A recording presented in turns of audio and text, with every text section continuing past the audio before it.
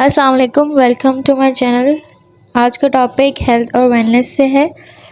Topic का नाम है फिटनेस ट्रेनिंग।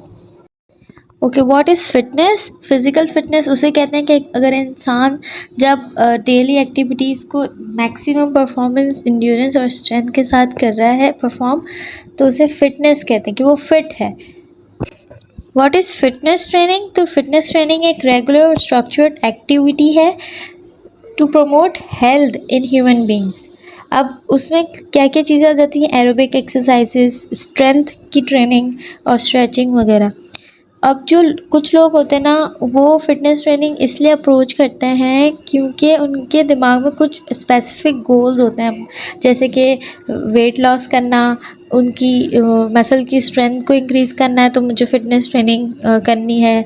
और फिर उसको ध्यान में रखते हुए वो अपने जो है वो ट्रेनिंग प्लान्स बनाते हैं ताकि वो अपने गोल्स की तरफ ज़्यादा काम कर सकें। उनका एक स्पेसिफिक गोल होगा तो वो उसी पर ही काम करेंगे, तो उन्हें जो रिज़ल्ट मिलेगा वो बहुत ज़्यादा इफ़ेक्टिव मिलेगा।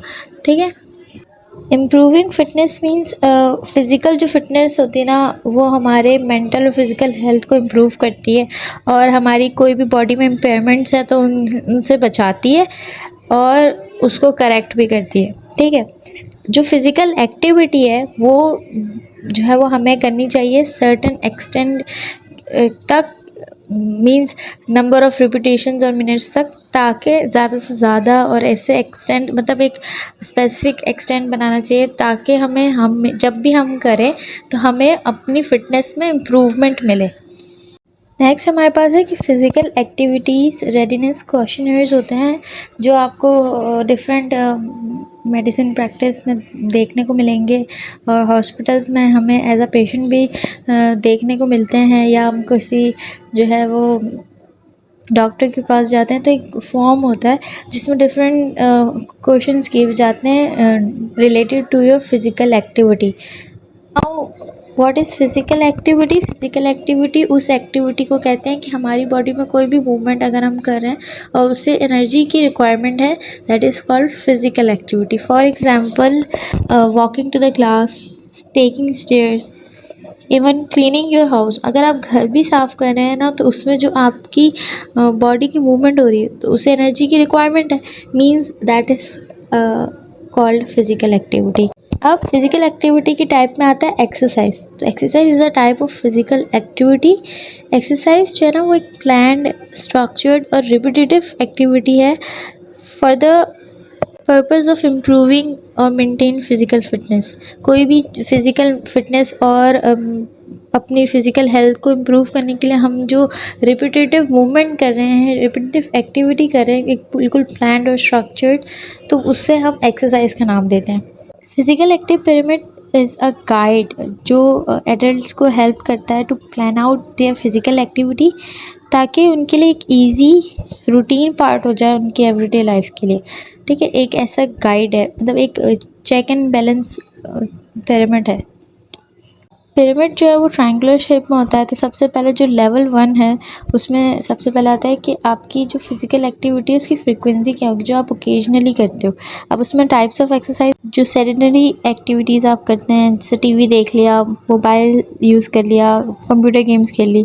नेक्स्ट लेवल पे जो आप एक हफ्ते में 2 से 3 दफ़ा करते हैं, जैसे sport activities, leisure activities, hobbies जो हम करते हैं, जैसे कि टेनिस खेल लिया, बैडमिंटन खेल लिया और फुटबॉल खेल लिया। तो इस तरह की एक्टिविटीज़ जो है वो लेवल 2 में आ गई।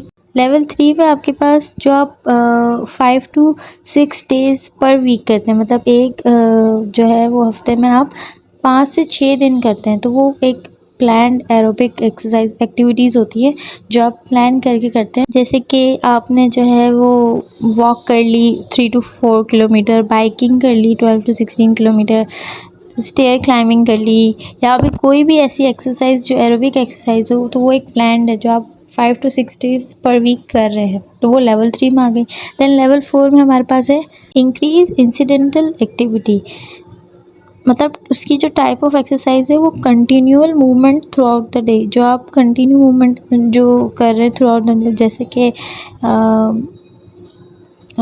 Walking the dog, stairs use कर ली रादर देन एलिवेटर मींस ये बहुत इंसिडेंटल है, कभी कभी इत्तेफाक हो गया ये करने का, तो ये लेवल 4 पे आती है।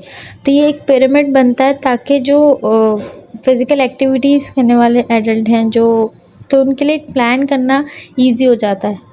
इस तरह से फ्रीक्वेंसी को जज करना, टाइप्स ऑफ एक्सरसाइजेस को, और अपनी जो एक्सरसाइजेस है उनको देखना कि वो कब कौन सी किस टाइप की एक्सरसाइजेस और कितनी फ्रीक्वेंसी के साथ कर रहे हैं। एक्सरसाइजेस प्लान की जाती हैं या एक्सरसाइज प्रिस्क्राइब की जाती हैं तो वो एक फिट फॉर्मूले के अकॉर्डिंग प्रिस्क्राइब करनी चाहिए। For example FITT means F for means frequency of exercises, I means intensity of exercises, T for time or duration of exercise and T for type of training। Means आपको एक जो भी exercise programme develop करना है उसको fit फार्मूले पे करना चाहिए डेवलप, ताकि आप अपनी फिटनेस को इम्प्रूव कर सकें। मीन्स फ्रीक्वेंसी ऑफ एक्सरसाइज की बात है तो how often you exercise, means कि आप 5 to 6 टाइम्स उस एक्सरसाइज को कर रहे हैं। फिर इंटेंसिटी की बात है तो हाउ हार्ड, मतलब आपका उस एक्सरसाइज का डिफ़िकल्टी लेवल क्या है, इजी, हार्ड और medium. Then time and duration, तो हाउ लॉन्ग, मतलब आप कितने ड्यूरेशन तक और कितने टाइम तक करें, 15 मिनट्स, 30 मिनट्स। और type of training means what kind of exercise, ठीक है, means swimming, walking, running. Now what is exercise programs, जब भी कोई डॉक्टर, फिजियोथेरेपिस्ट और जिम ट्रेनर एक्सरसाइज प्रिस्क्राइब करते हैं किसी भी इंडिविजुअल को, तो उन्हें चाहिए कि उनको लोअर लेवल की एक्सरसाइजेज दें, ना कि उन्हें हाई लेवल की एक्सरसाइजेज दें, ताकि उनकी बॉडी पे फिज़िकल स्ट्रेस ना आए। अगर आप उसे डायरेक्टली जो है वो बहुत हाई लेवल की एक्सरसाइजेज प्रिस्क्राइब कर देंगे तो इंजरीज़ के चांसेस ज़्यादा हैं।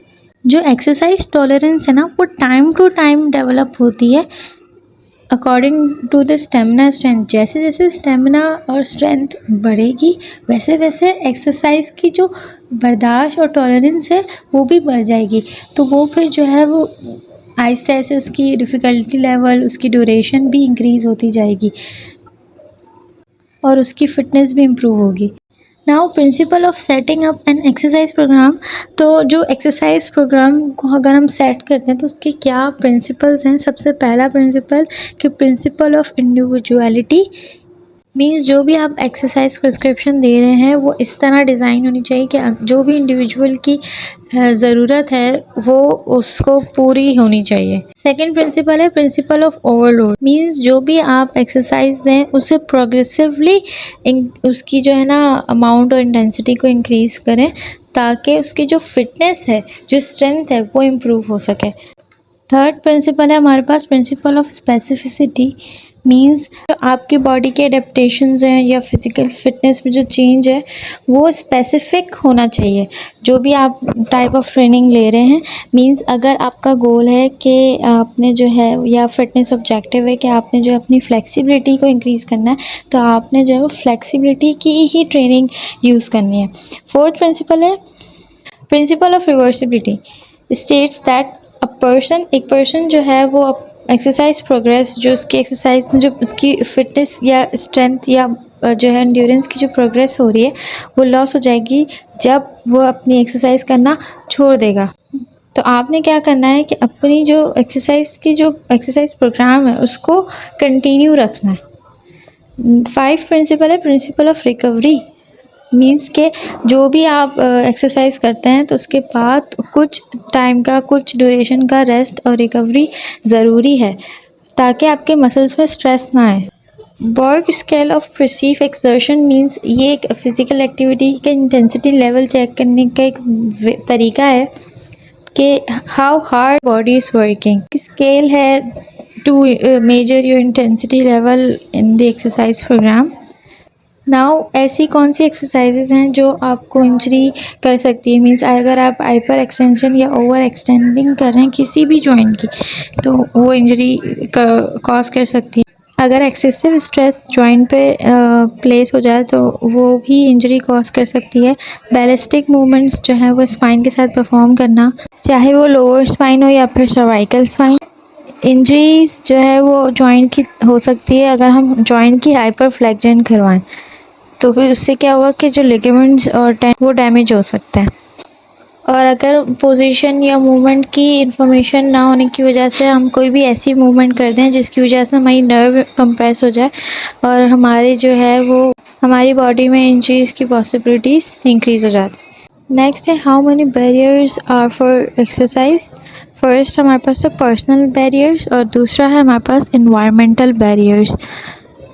पर्सनल बैरियर्स में हमारे पास आता है कि लैक ऑफ टाइम की कमी होने की वजह से मोटिवेशन नहीं है इंडिविजुअल अगर किसी के पास, तो वो एक्सरसाइज कंटिन्यू नहीं कर सकता या करता ही नहीं है इंजरी की वजह से, या फिर उसको बहुत जल्दी जो है वो उसके मसल फटीग हो जाते हैं। मिसकंसेप्शन अबाउट एक्सरसाइजेस और इमोशनल डिस्कम्फर्ट, ठीक है, कि उससे इमोशनल डिस्कम्फर्ट मींस के उससे जो है वो इंजरी का डर है या फिर गिरने का डर है, तो वो फिर एक्सरसाइज नहीं कर सकता इस डिस्कम्फर्ट की वजह से। इन्वायरमेंटल बैरियर्स में आता है कि जो एक्सरसाइजेस की जो एक्सेस है, फैसिलिटीज़ हैं, उसके एक्सेस नहीं है हर किसी के पास। सेकंड है कॉस्ट, मतलब जो जिम है या फिर जो एक्सरसाइज प्रोग्राम जो हम दे रहे हैं लोगों को, उनकी जो कॉस्ट है वो इतनी ज़्यादा एक्सपेंसिव होती है कि हर कोई अफोर्ड नहीं कर सकता, या फिर ट्रेनर की जो सैलरीज़ वगैरह होती हैं तो वो फिर जो है वो हर कोई अफोर्ड नहीं कर सकता। तो ये जो दो हैं वो इन्वायरमेंटल बैरियर्स हैं। That's it for today. अगर आपको ये वीडियो अच्छी लगी हो तो इसको लाइक करें, सब्सक्राइब करें इस चैनल को और बेल आइकन को टर्न ऑन कर दें ताकि हर नोटिफिकेशन आपको सबसे पहले मिले। और अपने दोस्तों के साथ शेयर करें और कमेंट करें और बताएं कि नेक्स्ट वीडियो आपको किस टॉपिक पे चाहिए। तब तक के लिए अल्लाह हाफ़िज़।